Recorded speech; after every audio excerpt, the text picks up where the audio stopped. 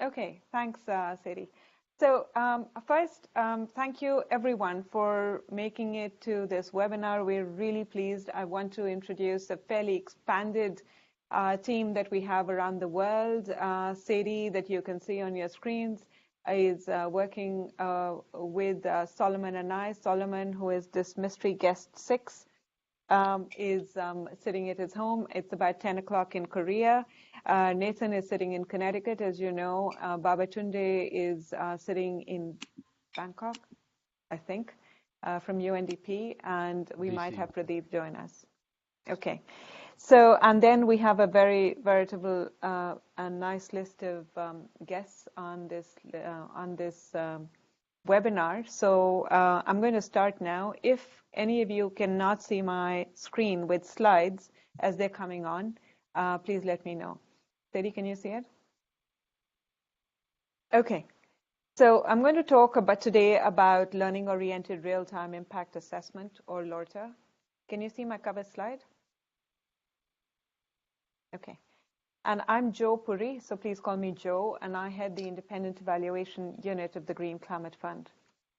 So the outline of my talk today is very simple. It's rigorous evidence, why, how, when, and what else.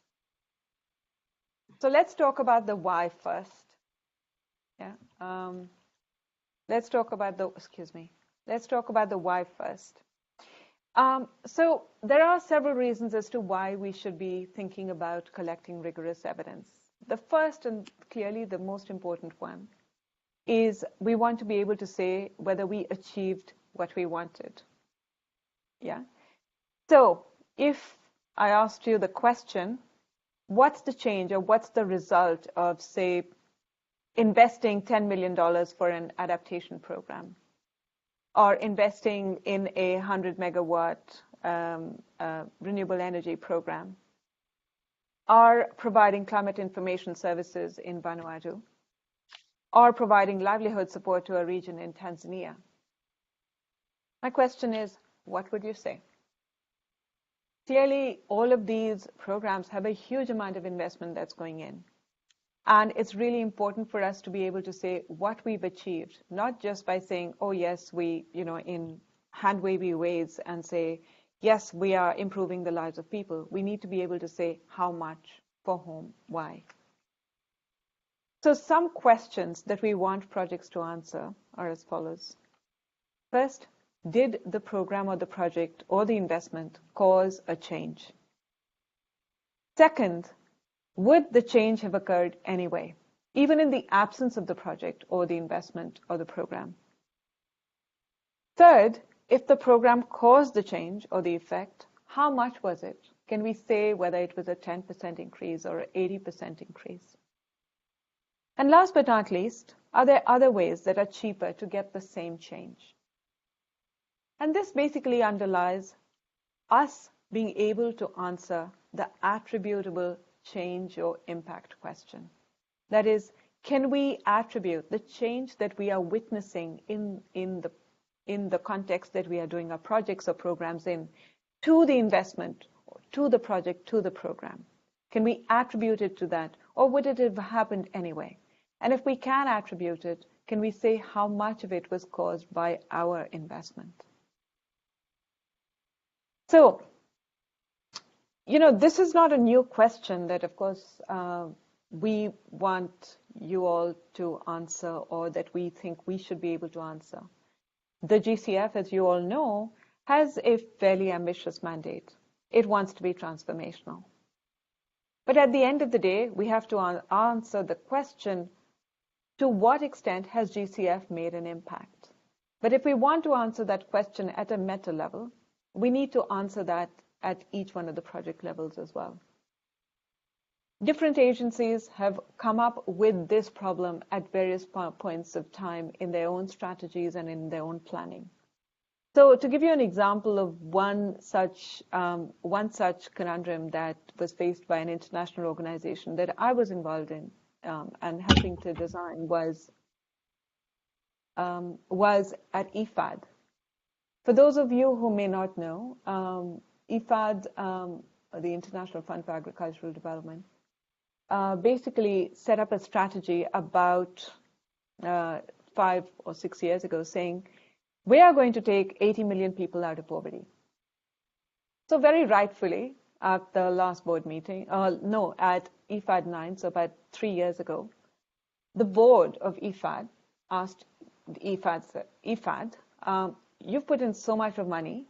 Can you tell us whether you're achieving this overall target of taking 80 million people out of poverty? And at that time, then IFAD consulted with me and my team, and I was at a different organization at that time. But basically what we did was we helped to design and look at IFAD projects. And so we looked at 30 projects that built in what are called impact evaluations right at the beginning into them. Yeah. And these then helped us to measure the change that had occurred. And then we could use these to then create or extrapolate to the entire portfolio, because these were representative of the portfolio.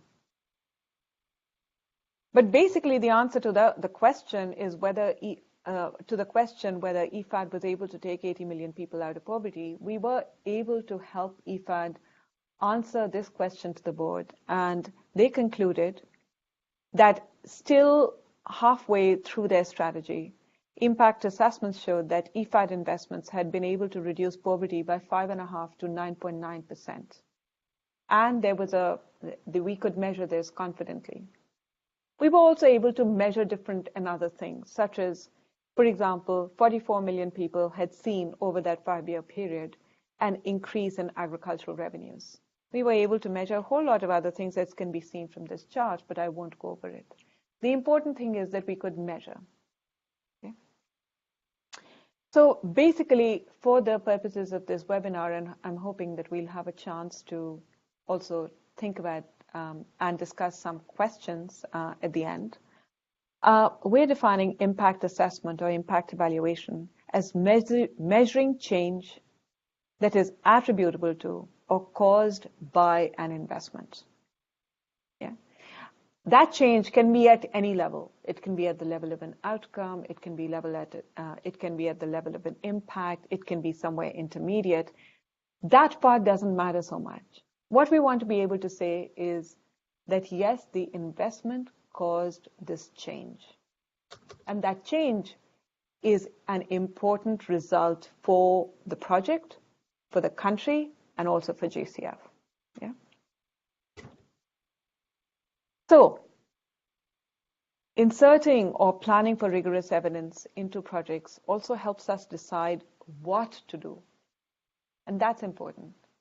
So, suppose I'm going to give you a hypothetical question, which is basically if I was to ask you, sorry, Eric, you can't see my slides or my voice, is that right?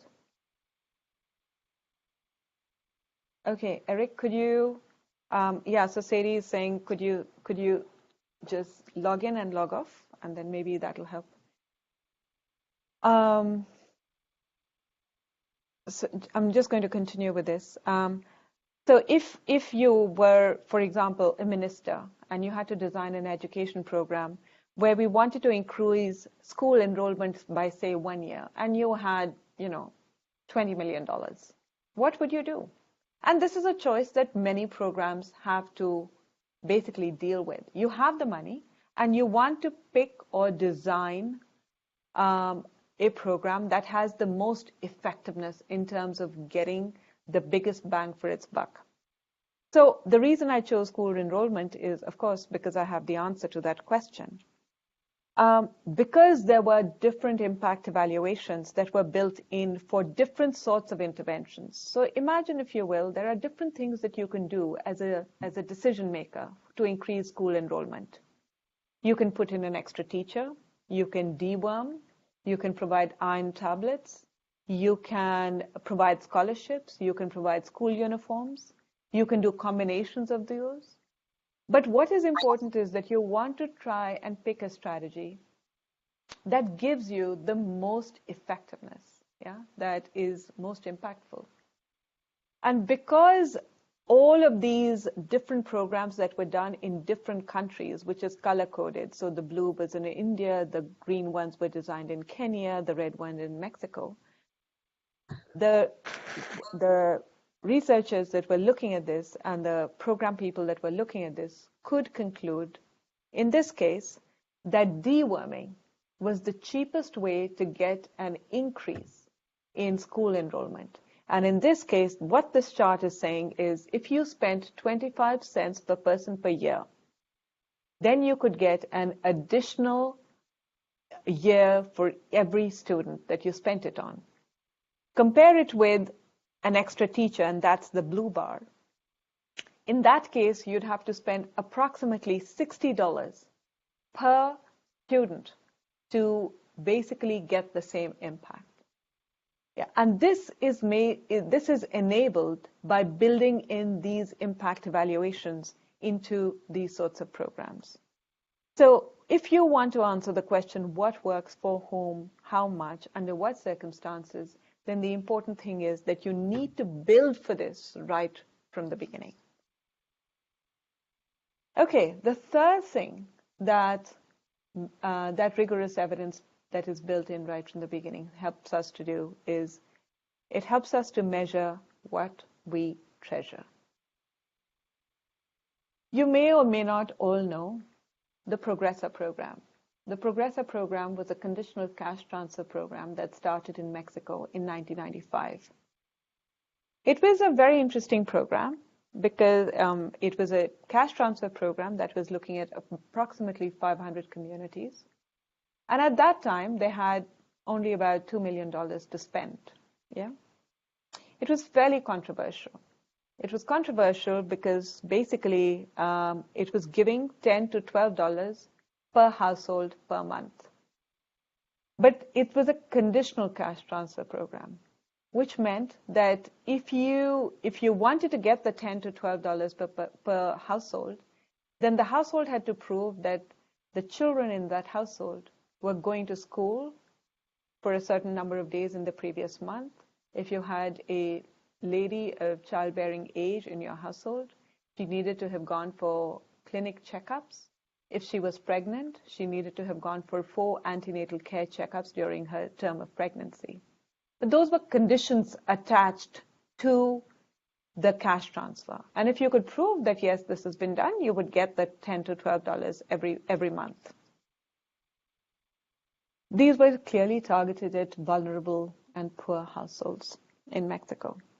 So the detractors, or the people who thought that this program would not work, basically said, oh, it'll never work because guess what? The money will go to the wrong people. They won't use it appropriately. People will spend it on drugs. So what's the point of doing this? The person who started this program said, okay, let's build in an impact evaluation at the beginning. 2 years later, when the impact evaluation results came out, they basically found that yes, the program was going to the right kind of people. It wasn't going to rich people, for example. It was going to vulnerable and poor households. It had managed to increase school enrollment by 0.7 of a year, just in a span of 2 years. It had also managed to improve anthropometric measures, that is, of babies. So babies that were born within 2 years of the conditional cash transfers being given, their weight at birth was far and significantly better than babies that did not get the cash transfer. And last but not least, the incidence of illness amongst the households that were getting it was down by 23%. Basically, they were able to show this in a fairly well-measured way, but they were also able to do this by comparing it with what I call comparison groups, and I'll talk about that shortly.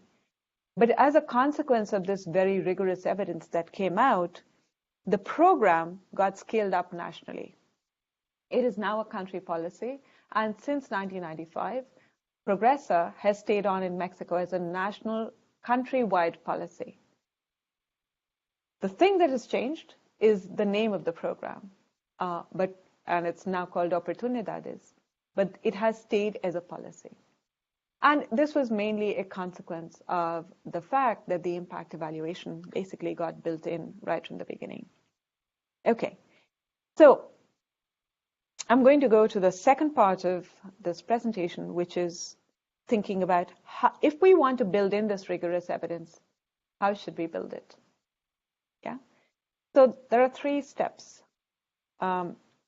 Yes, there are 2 steps that I'm going to talk about here. One is setting up a counterfactual. And I already referred to a counterfactual or a comparison group in my previous slides. Basically, what you want to do is you want to understand what would have happened without the project investments. But clearly, you can't look at the same people with and without the project investment. Yeah? So you want to, as you're seeing this chart, you want to be able to see what the change is for the group that is getting the investment and compare it with the group that's not getting the investment. But it's not as simple as basically looking at those who are getting it and those who are not. Because those who are not getting the project investment are clearly fairly different in the kinds of attributes that they might have. So to deal with that, let's go back to what Progressa did. Progressa basically was looking at, remember, 500 communities. So it was looking at 500 communities. But what they did was they randomly gave cash transfers to selected communities in the first phase and the remaining communities in the next phase. Yeah, so in the first year, 320 communities basically got the transfer. And then in the second year, the remaining communities got the transfers. The important thing is that the communities that did not get the transfer in the first year were then acting as comparison or counterfactual communities. The other important thing to note is that everybody got the cash transfer. It's just that they got it at different times. And this is important because the difference in timing allowed us or allowed the team to basically create or set up counterfactuals. I'm going to give you another example, and this is of a ready-to-use supplementary food program in Chad. Yeah, so this was done by Action Against Hunger, and they wanted to understand, does ready-to-use supplementary food or feeding actually work? They wanted to understand whether it's effective in reducing wasting in children that are aged 3 months to 36 months. They set up an impact evaluation, and they found the following. And, you know, ready-to-use supplementary food is a fairly expensive sort of program. And you shouldn't do it if it's not going to work. But basically what they found was there was no effect on the incidence of wasting as a consequence of RUSF distribution or ready-to-use supplementary food. There was some marginal effect on the length or the height of children, but there was a positive effect of RUSF distribution on hemoglobin and on diarrhea incidence. The way they did this was basically of the 45 neighborhoods that were chosen as the eligible sample, they chose the 7 most vulnerable through a very participatory approach where the communities themselves were involved in selection of those neighborhoods, of those 7 most vulnerable. Then the vulnerable households within those neighborhoods that were chosen were listed, and they were divided then into 14 clusters. And then these 14 clusters were randomly divided into 2 groups. One that got food assistance, which was regular, and the other one that got food assistance and ready-to-use supplementary food. Yeah, and then basically the 2 groups were compared. And this is what is called a factorial design, but we won't go into that. But it's really important to understand that the first thing is that the community, once you have decided who you want to target, you are randomly selecting the groups. And second, everyone is getting food assistance. So in this case as well, everyone is getting food assistance. Okay, you can either set this up, or in many cases, I would anticipate that we are not going to be able to, stagger it in the way that I just talked about, in say random ways, first this, first that. There are many other methods that are available that we won't talk about today. But just to relate it to some of the work that, some other groups of people are doing, in Mexico, there was a large payment for hydrological services program that was started, which is like a payment for ecosystem services. So if you know that, then you know how this works. You basically give money to households to not clear their land. Yeah. This was a large country program. And basically, after some period of time, there was a large increase in at least a forest cover that was witnessed in Mexico. And, a lot of people thought that it was mainly because of this payment for ecosystem services program that deforestation had reduced, and that's why the forest cover had increased. But the question is, was that program, was the payment for ecosystem services or the payment for hydrological services, I beg your pardon, program actually was that responsible for reducing deforestation, or was it something else? So because there was a impact evaluation that was set up right at the beginning, basically it helped the government of Mexico to realize that the program itself had a very minuscule impact on getting the level of deforestation that had been witnessed in Mexico. There were a few other programs that they were doing far more successfully that they did not expect, that were much more successful in reducing the amounts of deforestation. In this case, this program could only account for 2% of the total reduction in deforestation that had been seen. The interesting part here is that they could do a subgroup analysis and understand that, yes, larger impacts are seen in communally held lands. And then this also helped to destroy the myth that, that private land ownership is far more important, and that communal land ownership that is not good for reducing deforestation.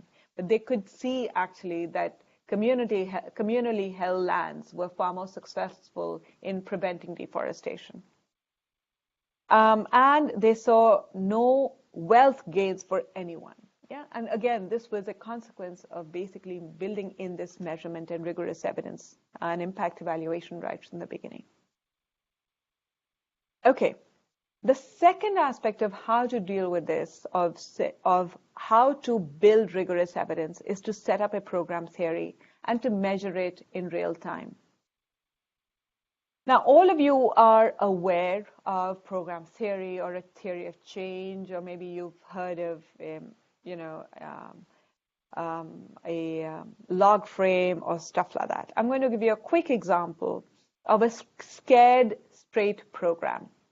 This was a program that was started in the United States, and the program theory basically ran like this. They were seeing a large incidence. Sorry, I've just gone back a second. They were in the United States. There was a large incidence of juvenile crime, so crime amongst juveniles. So, the idea was that with the Scared Straight program, you would get the juveniles to visit prisons where they could firsthand experience prison life, but they could also then be exposed to other prisoners and see the misery they were going through, and see them and recognize that this is not the kind of life that I want to live. So if I'm the juvenile and I'm going and seeing these prisoners, I either get scared of them, or I basically realize that this is not the kind of life that I want to lead, and that would then deter me or the juvenile from further crime and offending.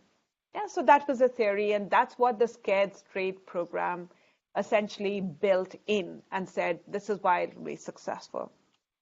But in practice, and as a consequence of real-time measurement, what the program realized was, yes, the juveniles visit the prison, they get a first-hand experience of prison life, but as a consequence of exposure to prison life, they end up seeing them as positive role models rather than negative role models. So they see these big burly men and they want to be like them. That in turn then led to an increase in crime and offending. And this was only then realized because there was real-time measurement that was happening. So the takeaway is that you have to measure as you go, because that helps us to see results and also look at unintended effects. Yeah? Okay. And the third part, and really the last part of what I want to talk about, is when should we build in rigorous evidence? Yeah? So, people all talk about, when should we measure and how should we measure, and is an impact about long term, and should we be measuring now? Should we be measuring in 2 years? Should we be measuring in 10 years?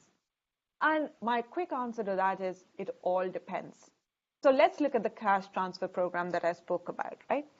So you have a cash transfer program. It can have fairly short-term effects. And if that's what you want to measure, for example, if you want to look at whether there has been a cash poverty reduction, and if you want to see school attendance, and you also want to see, for example, number of trees, that can be measured in the next 1 year, 2 years, or 3 years. You can easily observe those things and you can measure them, and in most cases, you would expect to see some kind of if everything and implementation on the ground is going well and you're doing this well, you would expect to see, for example, a positive effect of all these things.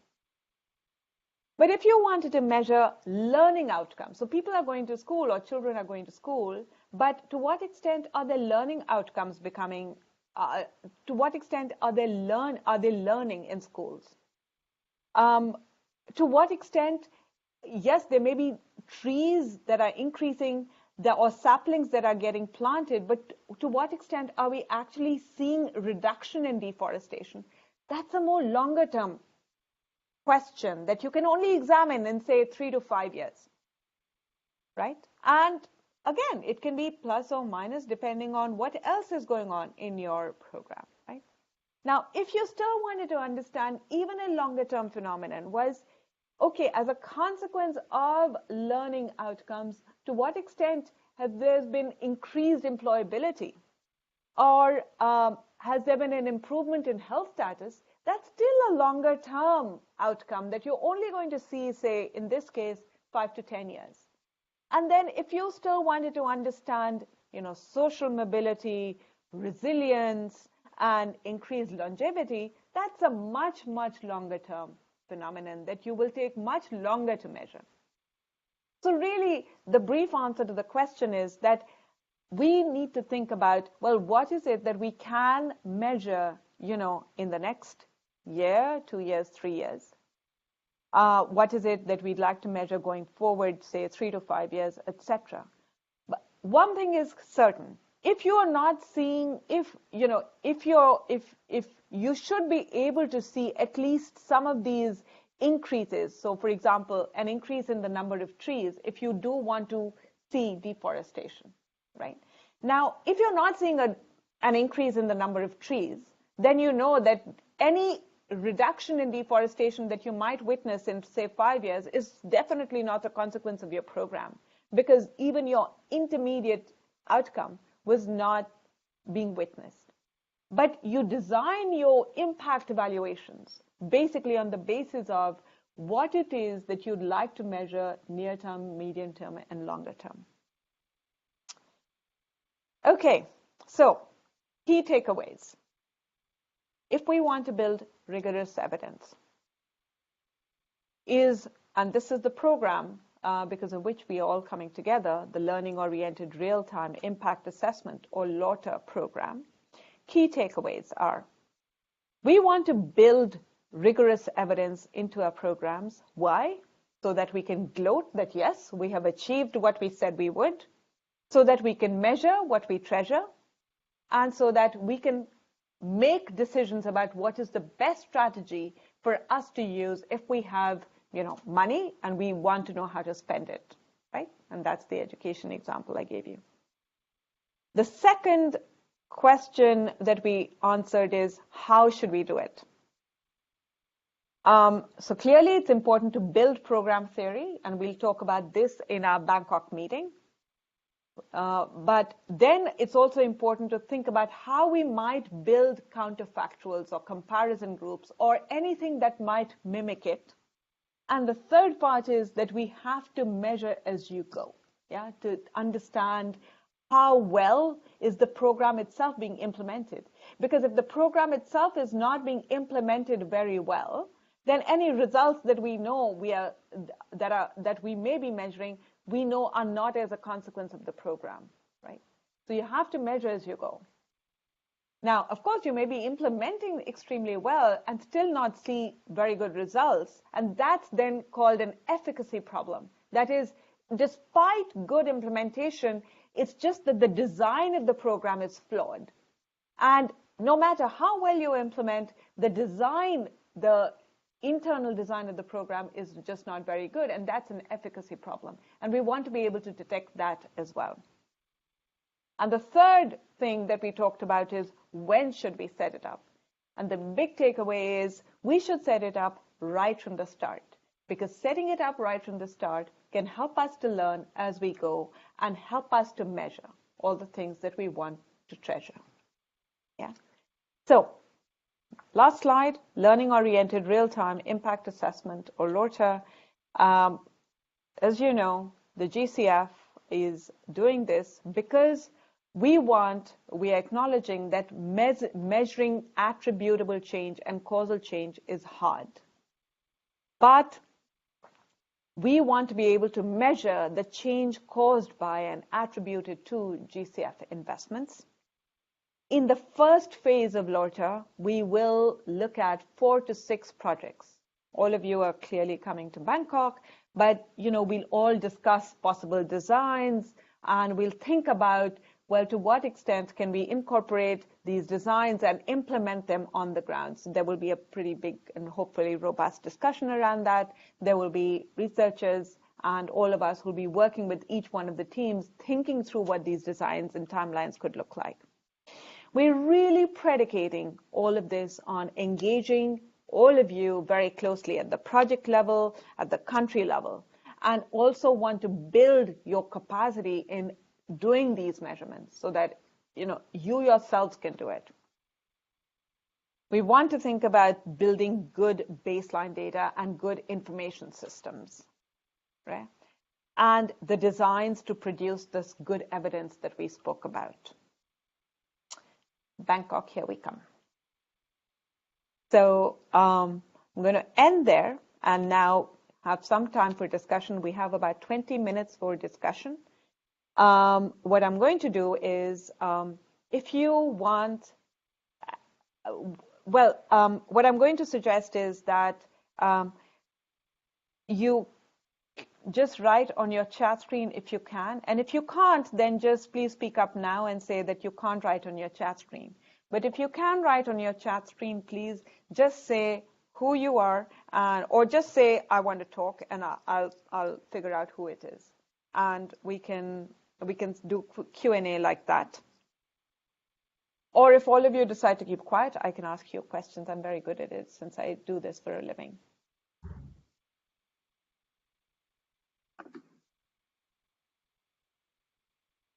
Hi, go ahead, Ted. You don't have to write your name, I can see it, but go. So all you want to say is I do or something like that. So Ted in Malawi. And if you're talking, Ted, I can't hear you because you may be muted.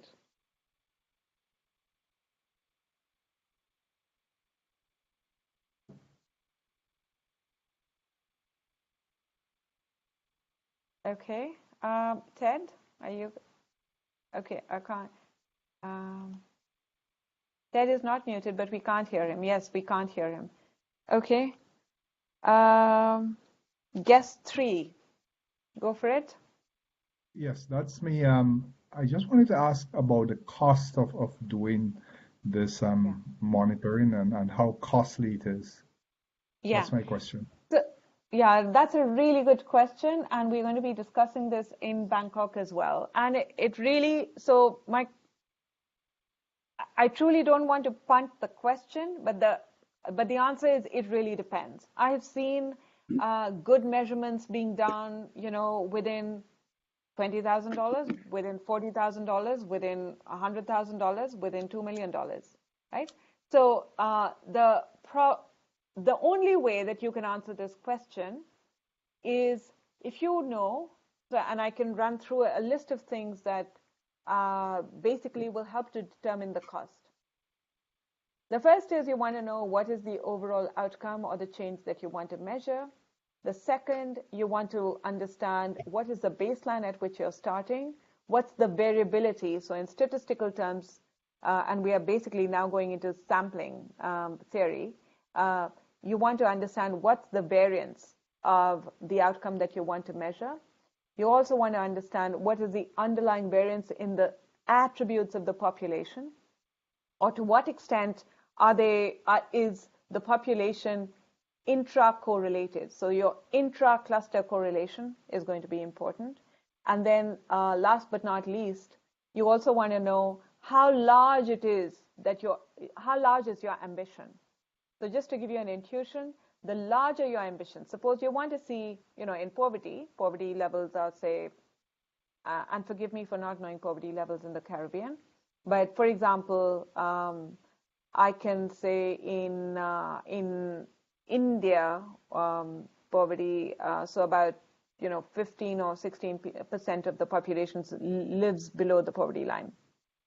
Okay, if I wanted to reduce that by 1%, that's a pretty large number. That's a pretty large number in terms of people. Yeah. So my sample size for that will be far smaller compared to if I wanted to reduce my poverty by, say, 0.2%. It's counter. So if the effect that I want to see is small, the sample size I will need is very large. If the effect that I want to see is very large, the sample size that I will need needs to be fairly small because large changes are visible to the naked eye.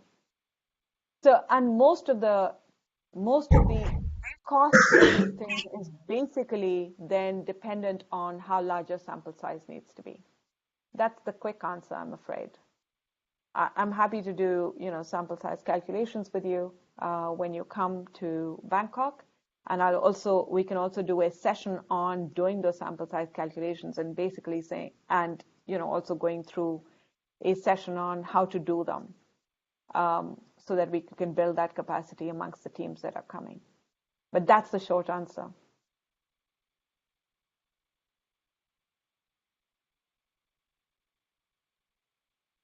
Guess three, is that useful at all?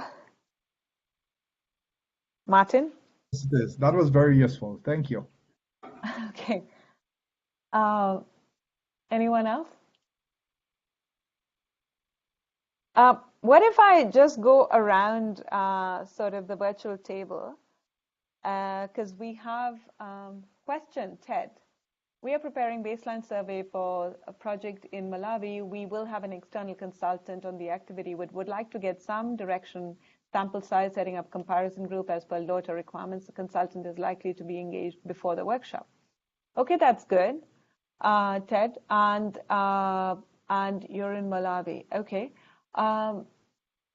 so I think so. It's not just about baseline survey, Ted. Yeah.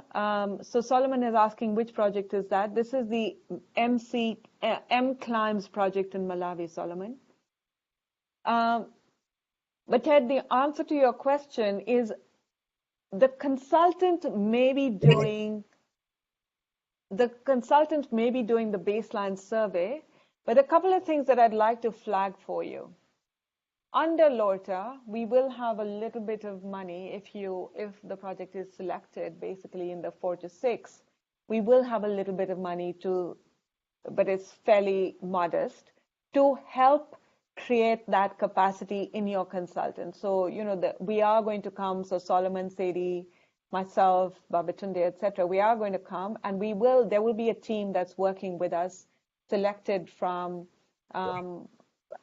that'll basically also go down to the countries that are selected and help to train either the consultant or the team, or help select a team that basically has the capacity to do this in a rigorous way. The one thing that I have unfortunately found in my experience, and I'm happy to actually have Solomon, Nathan, Sadie jump in at any time, is that we may think that we are doing a rigorous job, and this is not meant disrespectfully at all, but I do wonder as to how much one consultant is basically going to help you collect rigorous, high quality data. Just to give you an example, if you want to collect good baseline data, you need to set up a pilot, you need to test it, you need to set up field protocols, you need to have a really good field team with survey protocols, how the enumerators come back, how they put in data, how the data gets cleaned, what is the survey instrument, whether you're building in skip patterns into those or not. All these things are really important. And what would be really useful is if the IUGCF team, and by that I mean collectively, with Babatunde, Pradeep, Nathan, Solomon, Sadie, and me, and the team that we bring on, basically could help the consultant or whoever it is that you select do it in a much better way. I know that all of you have monies within your budgets to do baselines.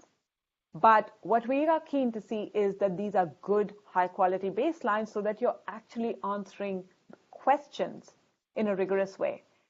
What most happens is that consultants come, they help to collect data, then they go away, then you look at the data, and it's really of bad quality. And we don't want that to happen.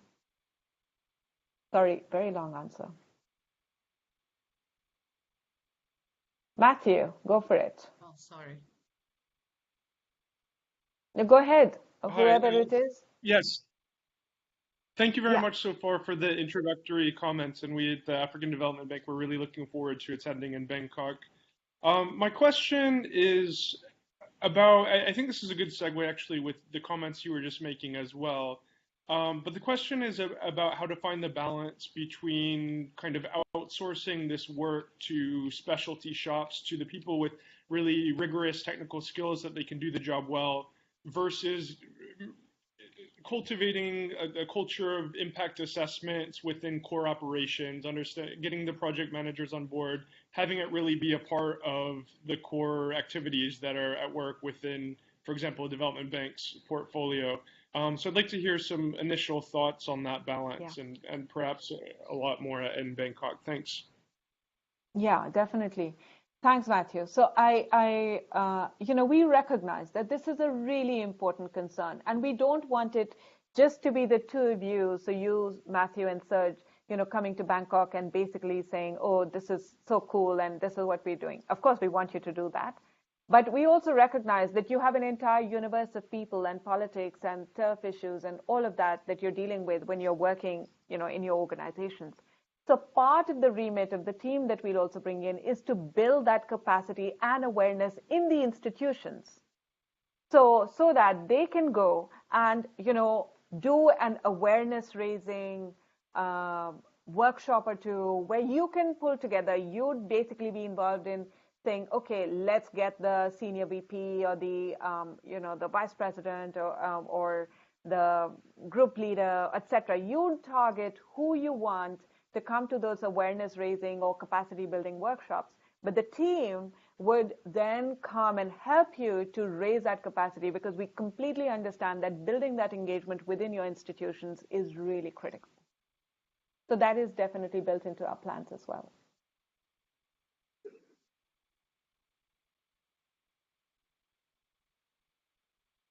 I'm sorry, that Okay. was exactly what I was going to ask, because I have the Okay. fear, especially when I heard about, I understand building capacity of consultants, but when they go with the capacity.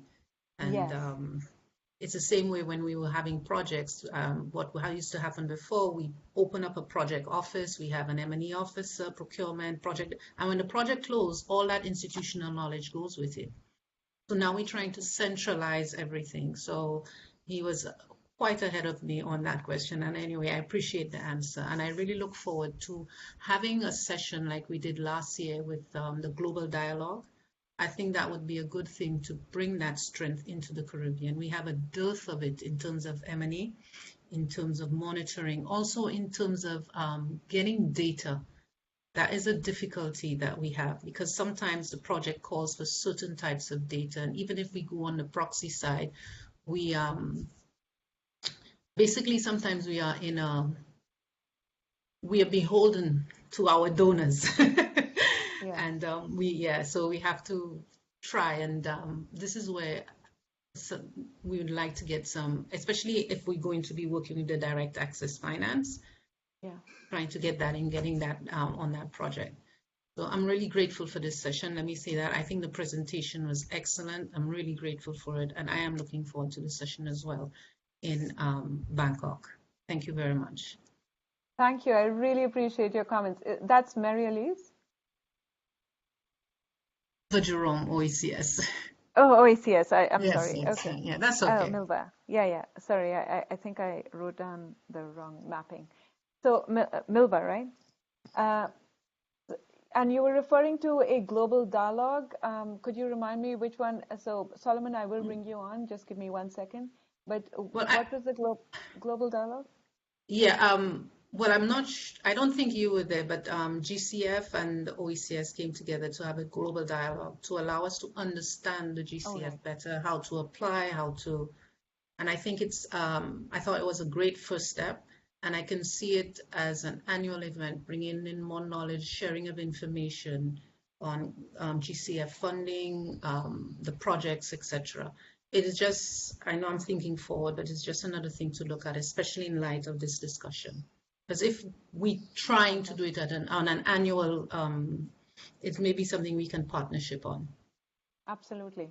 And in fact, Milva, Solomon, who's on this webinar as well, where his line connection is a bit sad, will be actually in the Caribbean and will be there to spend some time along with Nathan. So both Nathan and Solomon are on this phone line, on this webinar, and they both will be coming to the Caribbean primarily because we're also taking advantage of a few other things that are happening in the region.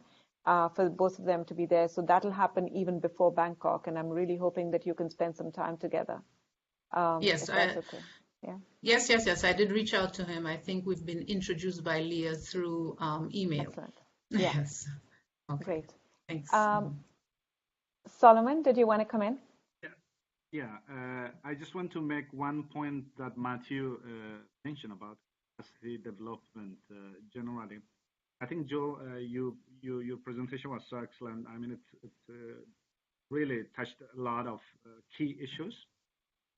I think one of the key areas when we look at, for instance, the Latin American experience, like the Progressa and so on, although those projects bring on board key universities from the US and other European countries, I think one thing they are successful at the end of that exercise is that they build a lot of local capacities to conduct impact evaluation.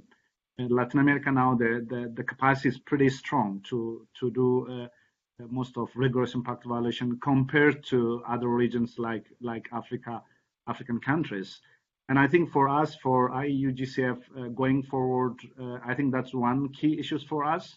Even if we bring on board other institutions to help us run this LORTA program, we keep an eye on building capacities at different institutions, be it accredited entities or ministries or local capacities, so that in the long term, the impact evaluation capacity is built and also mainstreamed within the institutions. And I think that's a very key point that's stressed and that we could learn also from the Latin American experience. Just want to add that. Very good point, Solomon, and thank you for making it so elegantly. I really appreciate it. Yeah. And there are a couple of questions coming up about sharing the presentation. I think yes, we will share the recording. In Bangkok, I'm hoping that we can. Not everyone who is coming to Bangkok has come to this webinar. I will use a couple of slides perhaps from today's presentation in Bangkok as well. I hope that's okay. And but yeah, we'll send you the PDF version if that's okay of these slides. And Ted is asking, when will the selection of projects be done? So the selection will be done, Ted, in Bangkok. And after we've done the design, so we will be working, and the idea is really that we will be working quite hard. We will be sending you a stack of slides where we want you to come prepared with some material on each one of the projects that you're representing, so that we can really work over those 2 days and develop designs and get them to as mature a stage of development as possible. And then from my experience, we will have to make a few calls, but also know that, we are going to be going to the GCF board requesting for resources for next year to see if we can expand the pool. So this is a demonstration also for the board. I mean, everyone's learning here, and it's not just all of us. Yeah, everyone's learning. And so we are hoping that we will expand the pool of projects. So I think that it'll be good in terms of learning, and also in terms of seeing as to the extent to which we can build in some sorts of synergies from within, from amongst the group, to make sure that we have good designs. And are there any? So another guest is asking, is there any pre-reading? I love when people ask questions like those. Yes, we can send you lots of pre-reading if you want. No, we'll send you a couple of things that are easy to read, easy to understand, and hopefully give you good guidance on, basically what you should come prepared for, if that's okay. Yeah.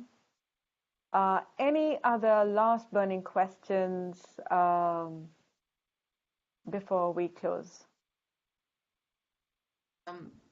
Well, it's actually related to the workshop in Bangkok. Yeah. I actually, the last time I was there was in 2006 at the University of Mayadol. Now, I just traveled to Bangkok and I didn't have a visa, but they gave me one when I got to the airport. There's no embassy in the region.